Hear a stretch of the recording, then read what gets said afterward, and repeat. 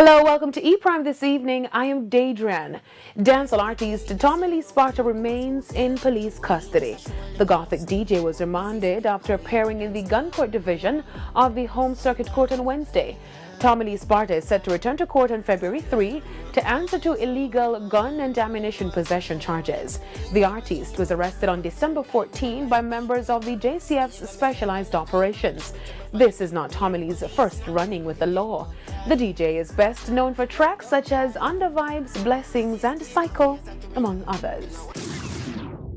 Now, a new court date has also been set for rising dancehall star Quada.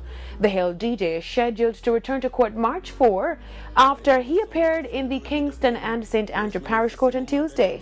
Quada was charged with murder and arson on January 15 in 2020 and was granted bail on January 17 in the sum of $500,000. Quada is facing a murder charge for the killing of Miguel Williams in Sterling Castle Heights, St. Andrew on April 17 in 2019. The artist is a member of Popcorn's Unruly Camp.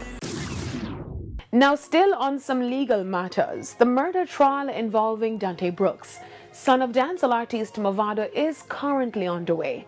A verdict is expected to be known by the end of this month. Dante Brooks, who is being tried as an adult, has been in detention since 2018. Brooks is charged jointly with his co-accused, Andre Hines, for the June 5, 2018 murder of Lorenzo Thomas in Cassava Peace. Mavado recently released a reflective track titled Not Perfect. On the track, he sends Dante words of encouragement as he also reminisces on his own run-ins with the law.